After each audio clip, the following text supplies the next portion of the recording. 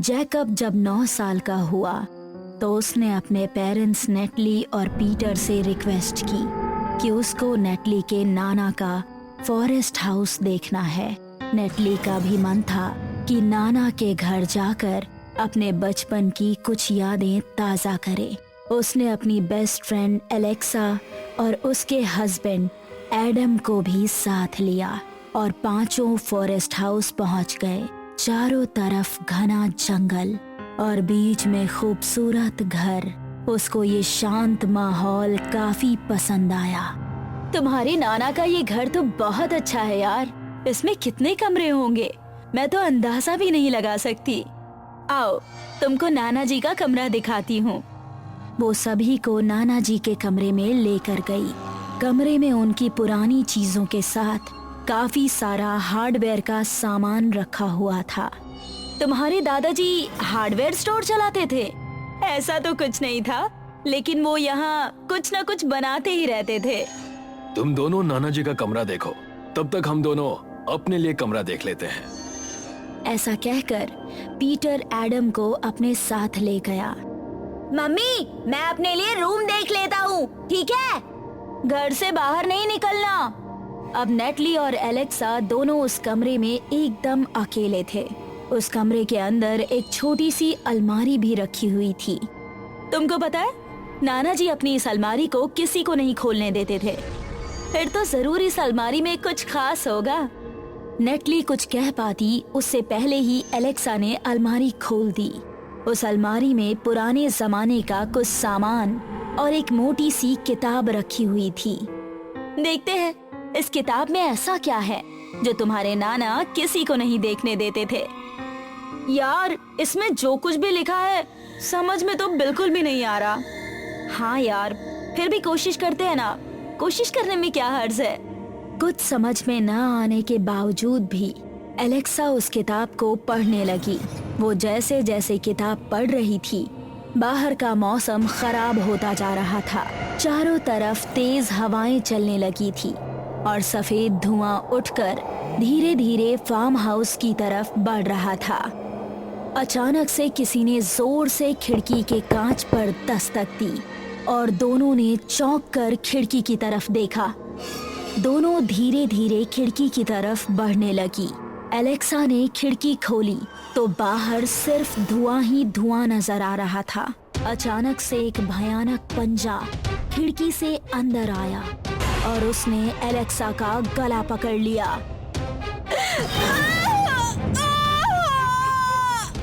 बाहर एक बहुत ही भयानक दिखने वाला हैवान खड़ा हुआ था और नेटली की डर के मारे हालत खराब हो गई।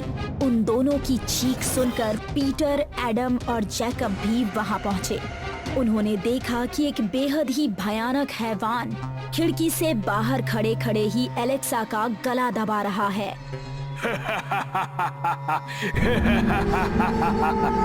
हैवान ने एलेक्सा के कंधे में मुंह मार दिया।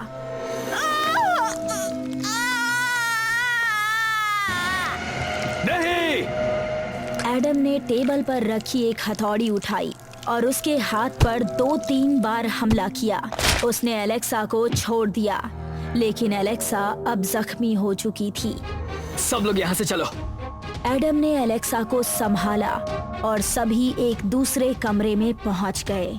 फिर एडम ने एलेक्सा को बेड पर लिटा दिया। एलेक्सा, प्लीज थोड़ी हिम्मत करो। तभी दरवाजे को कोई बहुत जोर जोर से पीटने लगा। सभी ये आवाज सुनकर डर गए। 1-2 झटकों के बाद हैवान कमरे के अंदर दाखिल हो गया। हैवान उनको देखकर भयानक अंदाज में मुस्कुराया और फिर वो बेड पर लेटी हुई एलेक्सा पर टूट पड़ा। वो उसके कंधों से मांस चबा चबा कर खा रहा था। एडम ने देखा कि उसके कमरे में एक कुल्हाड़ी रखी हुई है। उसने कुल्हाड़ी उठाई और एक ही झटके में उसकी गर्दन धड़ से अलग कर दी। वो जमीन पर गिरकर शांत हो गया, लेकिन अगले ही पल फिर से मौसम बिगड़ गया। हैवान के शरीर से सफेद सफेद धुआं निकलकर एलेक्सा के मुंह के जरिए उसके शरीर में चला गया। एडम ने एलेक्सा को संभाला और सभी बाहर निकलने लगे। चौखट पर पहुंचकर उन्होंने देखा कि बाहर का मौसम बहुत खराब हो गया है। चारों तरफ से सफेद धुआं उन्हीं की तरफ बढ़ता हुआ नजर आ रहा है और बेहद ही डरावनी आवाजें गूंज रही है। नहीं बचोगे। धुएं ने उनको ऐसा घेर लिया कि उनको सांस आना भी बंद हो गया। सभी वापस अंदर आ गए और उन्होंने दरवाजा बंद कर दिया। एलेक्सा एकदम शांत नजरें झुकाए खड़ी थी। एडम ने देखा कि उसके मुंह से खून टपक टपक कर नीचे गिर रहा है। एलेक्सा, तुम ठीक तो हो? ऐसा कहकर जैसे ही एडम ने उसके चेहरे को ऊपर उठाया तो उसका भयानक चेहरा देखकर सभी का कलेजा मानो मुंह तक आ गया हो। आंखों की पुतलियां गायब थी और उसके मुंह से खून टपक टपक कर जमीन पर गिर रहा था।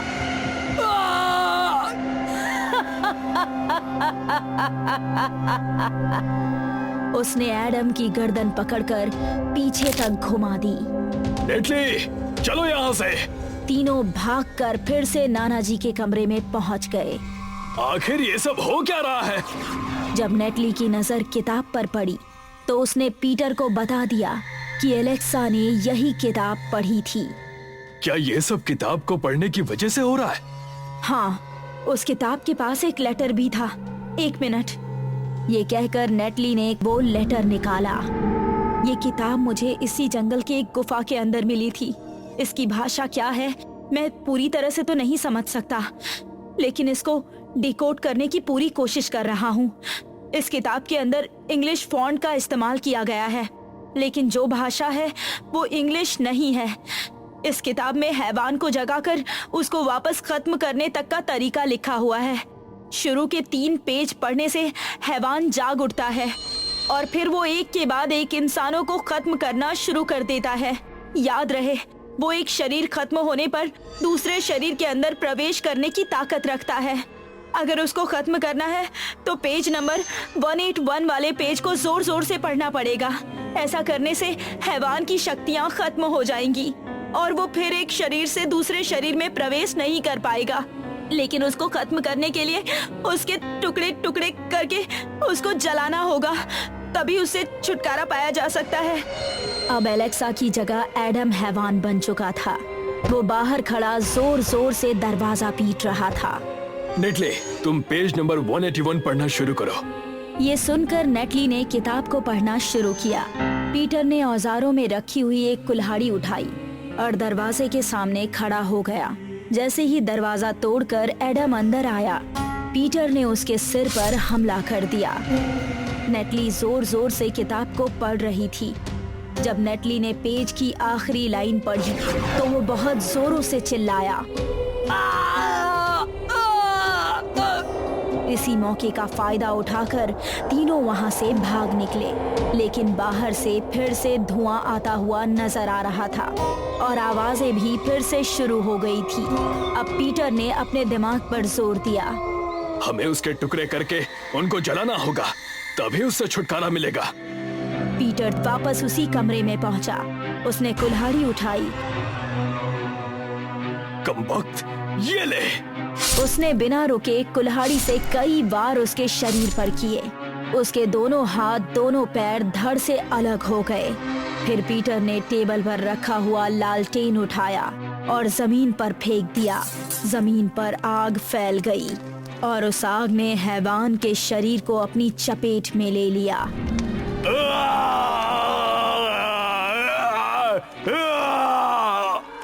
हैवान की भयानक आवाज चारों तरफ गूंजने लगी। वो तीनों फिर से बाहर की तरफ भागे। धुआं वापस खत्म होता हुआ नजर आ रहा था। थोड़ी ही देर में सब कुछ शांत हो गया। तीनों बिजली की रफ्तार से कार में बैठे और वहां से निकल गए। नेटली कार में बैठी पीछे गर्दन घुमाकर अपने नाना जी के उस घर को देख रही थी, जिसके अंदर से धू धू करता हुआ धुआं निकल रहा था। छतरपुर नाम का एक गांव था, जिसमें दीपक नाम का किसान अपने परिवार के साथ रहता था। दीपक के परिवार में उसके 2 बच्चे राजू, मुन्नी और पत्नी सरला थे। पापा, एक बात बताऊं? कल राजू ने क्रिकेट खेलते समय अपने स्कूल का कच्छा फाड़ लिया। क्या ये सही कह रही है राजू? नहीं नहीं पापा, ये झूठ बोल रही है। कच्छा बस उंगली भर उखड़ा था। और वो मैंने सिल दिया है। पापा, आपको मुन्नी के बारे में एक बात पता नहीं है। मुन्नी कल अपनी सहेलियों से एक लड़के के बारे में बात कर रही थी। अब तुम दोनों एक दूसरे की खिंचाई करना बंद करो और स्कूल के लिए निकलो। छतरपुर गांव में एक बहुत पुराना कुआं था। लोग कहा करते थे कि उस कुएं में माया है। गांव के बड़े बूढ़े छोटों को समझाते थे कि कुएं में चुड़ैल रहती है जिसके पास 7 सोने के बच्चे हैं।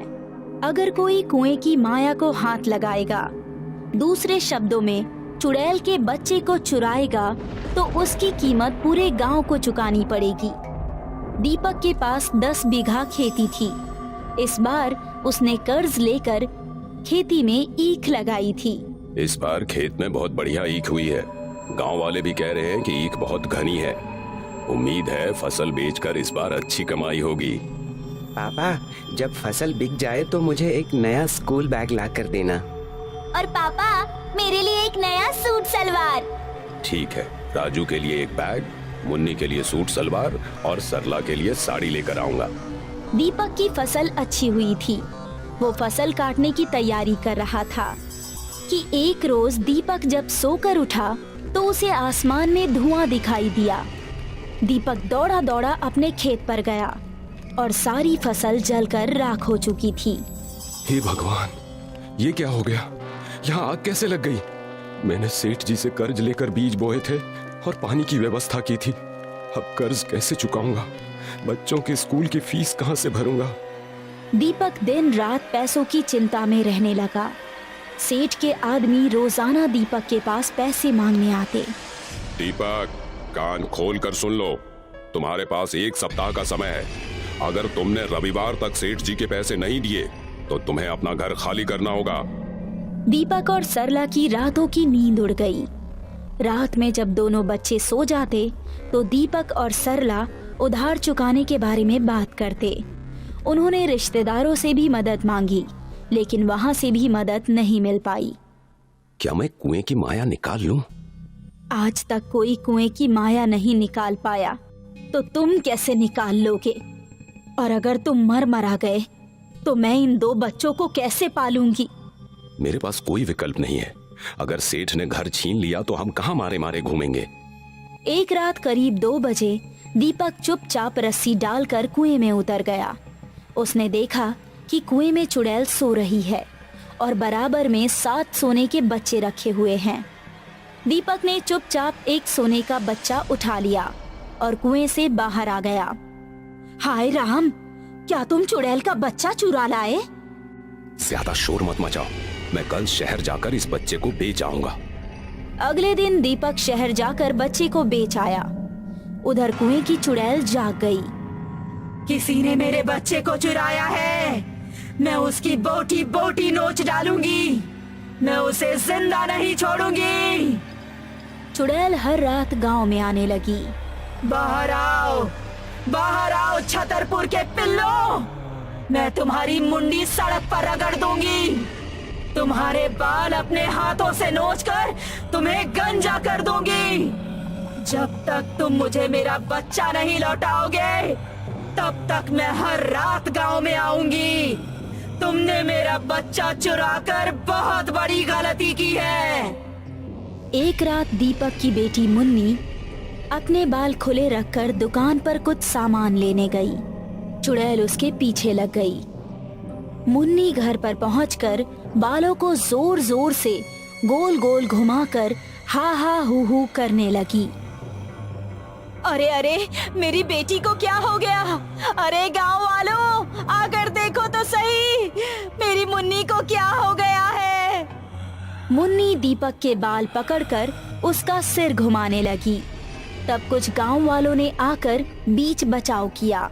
गोबर लाया गया और मुन्नी को सुंघाया गया। हालांकि दीपक ने अभी भी गांव वालों से इस बात को छिपा कर रखा कि उसने चुड़ैल का बच्चा चुराया है। जब सब गांव वाले अपने अपने घर चले गए तो सरला ने दीपक से कहा, आप चुड़ैल के बच्चे को वापस लाकर कुएं में डाल आइए। अगर गांव वालों को पता लग गया कि आपने बच्चा चुराया है तो गांव में हमारी नाक कट जाएगी।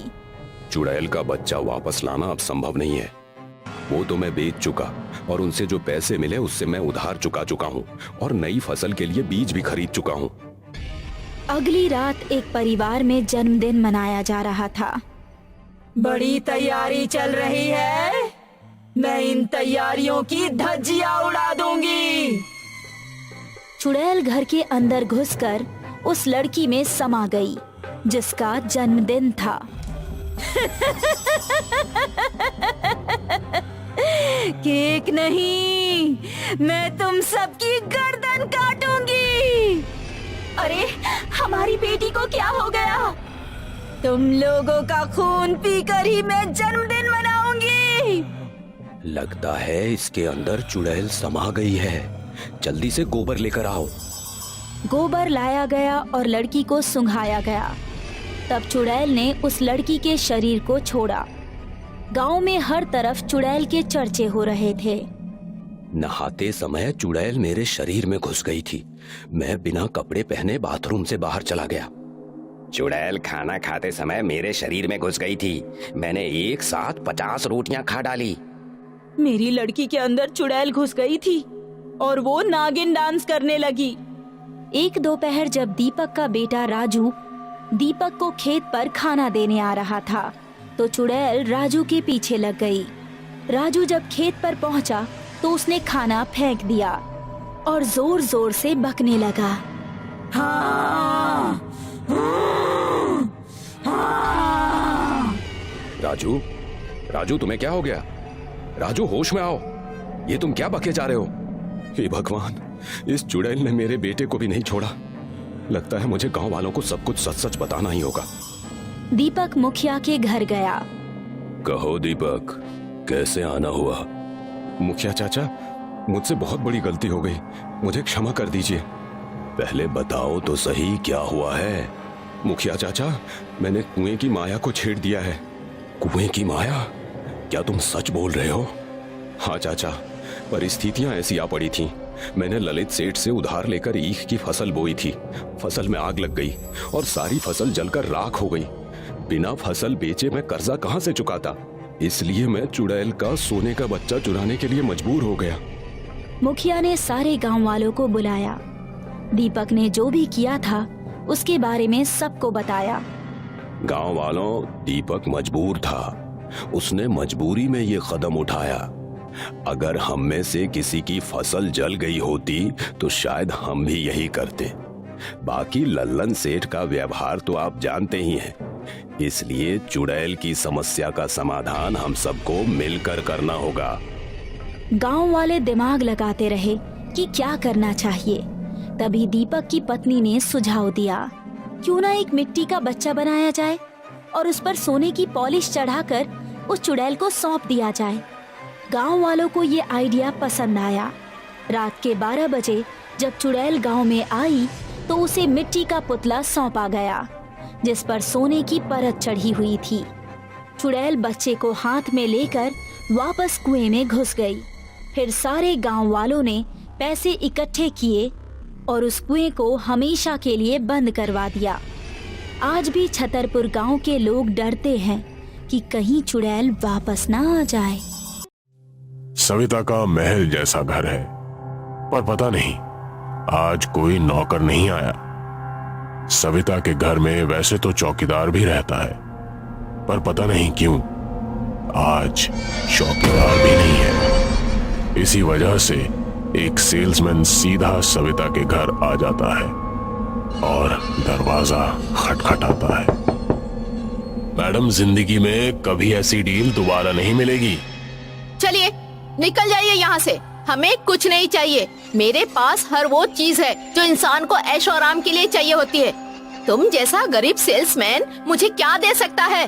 तुम्हारी औकात ही क्या है? सविता सेल्समैन के चेहरे पर दरवाजा पटक देती है और अंदर चली जाती है, लेकिन सेल्समैन दरवाजा खोले बिना अंदर आ जाता है। सेल्समैन इस दुनिया का तो नहीं है, इंसान भी नहीं है, शायद तभी सेल्समैन माया का रूप धारण कर लेता है। अरे मैडम जी, अमीर मैडम जी, बड़ी बड़ी बात वाली मैडम जी, बड़ी औकात वाली मैडम जी, कुछ देना नहीं है तो कुछ दे ही दो। तुम्हारे पास सब कुछ है ना, तो कुछ दे ही दो। सविता डरते हुए जवाब देती है। मैं तुम्हें क्या दे सकती हूँ? प्लीज प्लीज आप चले जाइए यहाँ से। मेरे पास ऐसा कुछ नहीं है जो मैं आपको दे सकूं। मैं तेरा कुछ लेने नहीं आया, मैं तो अपनी चीज लेने आया हूँ। नहीं, मैंने तो तुम्हारा कुछ नहीं लिया। लिया है, जरूर लिया है। ये जो आंखें हैं ना, जो तुम मुझसे मिला नहीं पा रही हो, जिन आंखों से तुम गरीबों को देखती हो पर उन पर दया नहीं आती, ये आंखें जो इंसान की नीयत नहीं उसका बैंक बैलेंस देखती हैं, ये आंखें मेरी है ये आंखें मेरी हैं और मुझे वापस चाहिए, अभी चाहिए। पर ये आंखें तो डॉक्टर मेहता ने ट्रांसप्लांट करवाई थी, उसके लिए मैंने उन्हें 5 करोड़ रुपए दिए थे। हाँ, उसी डॉक्टर मेहता ने मेरी आंखें तुम्हें दी है। मैं तो बस अपना छोटा सा इलाज कराने गया था, लेकिन उस नीच आदमी ने मेरा शरीर बेच डाला। आप जैसे अमीर आदमियों के लिए, और तो मेरे परिवार को फूटी कौड़ी तक नहीं दी। जब मुझे कुछ मिला नहीं तो मैं आपको कुछ क्यों दूं? मेरी आंखें मैं वापस लेने आया हूं, या तो आप दे दो या मैं खुद निकाल लूंगा। ये सुनकर सविता डर के मारे भागने लगती है। तभी सेल्समैन अपना एक हाथ उठाता है तो सविता अपने आप ऊपर उठ जाती है और वो चुटकी बजाता है तो सविता की दोनों आंखें निकल जाती है। इन दोनों आंखों को वो अपने पास रखकर वापस चला जाता है। विनोद आज संडे के दिन भी अपने काम पर आया और काम शुरू करने से पहले वहां हमेशा की तरह शराब की बोतल निकालकर 2 पैक पीने की तैयारी कर रहा है। तभी उसके सामने सेल्समैन आ जाता है। उसको देखकर गुस्से से विनोद बोलता है, तुम कौन हो? अंदर किसने आने दिया तुम्हें? हाँ, तुम्हारे कपड़ों से तो नहीं लगता कि तुम्हारी औकात इस ऑफिस में काम करने की है। चलो चलो निकलो बाहर। निकलते हो या फिर गार्ड को बुलाकर तुम्हारी पिटाई करवाऊं? साहब, मैं तो कुछ बेचने आया हूं, पर आप तो कुछ लेने के इरादे में नहीं लग रहे। एक काम करिए, कुछ तो लीजिए। अगर आप कहें तो मैं बताऊं कि मुझे क्या बेचना है। तुम्हें मुझे देखकर लगता है कि मेरे पास किसी चीज की कमी होगी। अरे तुम्हारे जैसा सेल्समैन मुझे क्या दे सकता है? हाँ? चलो निकलो यहां से। ये सुनकर सेल्समैन अपने असली रूप में आ जाता है और सामने भूत को देखकर विनोद डर जाता है और भागने लगता है, लेकिन उसके पैर चलते ही नहीं। अब कुछ लेना नहीं है तो कुछ दे ही दो। अपना कुछ नहीं दे सकते तो मेरा ही जो लिया है वापस कर दो, वापस कर दो। क्या लिया? कुछ नहीं लिया मैंने तुम्हारा। क्या बकवास कर रहे हो? मेरे पास तुम्हारा कुछ नहीं। मुझे जाने दो, मेरा परिवार है। मेरा भी परिवार था साहब, मेरे भी सपने थे और मेरी भी किडनियां थी जो आपने ले ली। आपने ले ली क्योंकि आपकी किडनी शराब पी पी कर खराब हो गई थी। चलो बहुत ऐश कर ली, अब मेरी किडनी वापस करो। पर ये किडनी तो मुझे डॉक्टर मेहता ने दी है। मैंने इसके लिए बहुत पैसे दिए यार। तो मुझे तो नहीं दिए ना पैसे, मेरे परिवार को तो नहीं दिए। जिसको दिए हैं उसी से मांगना। पर किडनी तो अब तुम्हारे पास नहीं रहेगी। तुम जैसे लोगों को लगता है कि तुम गरीबों को अपने पैरों के नीचे कीड़ों की तरह मसलते रहोगे, उनकी किस्मत का मजाक उड़ाते रहोगे, उनके भविष्य से खेलते रहोगे। हाँ, और उनके बॉडी पार्ट्स को ऐसे ही खरीदते रहोगे जैसे बच्चों के लिए पटाखे खरीदते हो।